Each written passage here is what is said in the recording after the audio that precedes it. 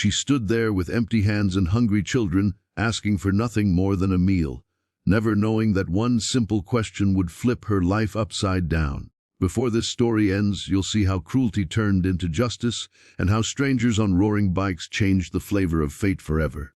If stories of humanity, courage, and unexpected heroes move you, subscribe now and stay with us, because this one will stay in your heart long after it ends. The first thing people noticed about her was not her face, but her silence. She stood quietly at the counter of a roadside diner just outside a small American town, holding the hand of her youngest child while the other two stayed close behind her like shadows. The smell of fried food filled the air, teasing hunger that had been building for days.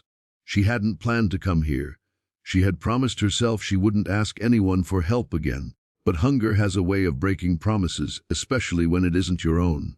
Her name was Lena. Once, she had a life with routines, laughter, and a refrigerator that was never empty. Once, she had believed that hard work was enough to keep a family safe. But life doesn't always keep its end of the bargain. Her husband had died in an accident 2 years earlier, leaving behind grief, hospital bills, and 3 children who still woke up at night calling for him. She worked 2 jobs when she could find them, cleaned houses, waited tables, packed boxes, anything that paid in cash. Still, there were weeks when the money disappeared faster than it came. That day was one of those weeks. The power at home had been shut off. The pantry held nothing but an almost empty box of cereal. Her children hadn't complained, but she could see it in their eyes. The oldest tried to act brave. The middle one stayed quiet. The youngest cried from hunger without knowing how to explain it.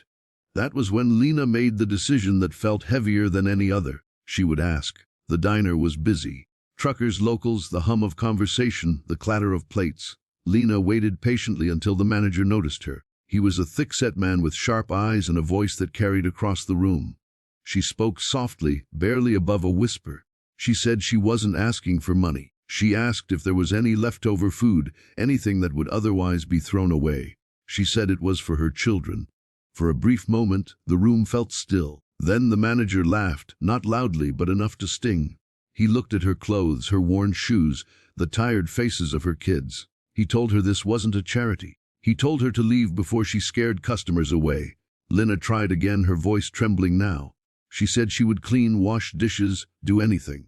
The manager's face hardened. What happened next happened fast. He stepped out from behind the counter, his voice rising. He accused her of trying to steal. He grabbed her arm hard enough that she cried out. The children froze, fear locking them in place. People watched, some uncomfortable, some pretending not to see. No one intervened. Lena felt shame burn hotter than hunger. She pulled her arm away and tried to gather her children, her eyes filling with tears she refused to let fall. That was when the sound came. At first it was distant, like thunder rolling in from nowhere. Then it grew louder, unmistakable engines, many of them. The roar filled the parking lot, cutting through the diner noise like a blade. Heads turned. Conversation stopped. The manager paused mid-sentence. A line of motorcycles pulled in, chrome flashing under the sun. Leather jackets, helmets, heavy boots hitting the ground. They moved with a calm confidence, not rushed, not aggressive, just present. People made assumptions immediately. Some felt fear, some felt annoyance. Lena felt nothing at all. She was too tired to feel anything but the weight of the day pressing down on her chest. One of the bikers, a tall man with gray in his beard, noticed the children first. Then he saw Lena's arm, red where it had been grabbed. He didn't raise his voice. He didn't threaten. He simply asked, "What's going on here?" The manager tried to explain, his tone suddenly different. He said she was causing trouble. He said she was begging. The biker listened without interrupting. Then he turned to Lena and asked her side. She hesitated, embarrassed, but something in his eyes told her he was really listening. She told the truth, every word of it. The biker nodded slowly. He reached into his pocket and pulled out some cash, more than Lena had seen in weeks. He placed it on the counter. He said he wanted food for the kids. The manager opened his mouth to argue, then saw the other bikers step closer. Still calm, still quiet. The room felt smaller somehow. But this wasn't the twist. Not yet. As the manager turned to prepare the food, another biker spoke up. He asked for the owner. The manager stiffened. He said the owner wasn't around. The biker smiled slightly and said, "That's funny, because we just spoke this morning." The truth came out quickly after that. The diner was part of a small chain. The biker with the gray beard wasn't just a biker.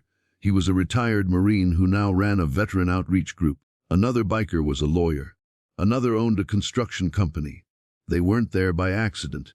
They were traveling together, raising money for families in need. The lawyer pulled out his phone and quietly made a call.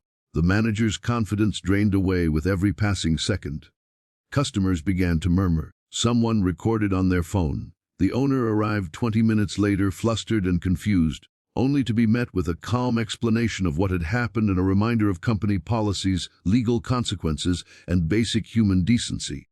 The manager was fired on the spot. Lena stood there stunned. She hadn't asked for this. She hadn't wanted revenge. She only wanted food. But life, it seemed, had decided to change the flavor of the moment entirely. The bikers didn't stop there. They sat with the kids while the food was prepared properly this time. They joked, made the children laugh, asked about school and favorite cartoons. For the first time in days, Lena saw her children smile while eating. Real smiles, not forced ones. Outside, one of the bikers asked Lena about her situation. She tried to downplay it, but the truth spilled out anyway. About her husband, the bills, the nights she stayed awake wondering how to stretch $20 into a week. The biker listened just like before. Then he told her something that felt unreal.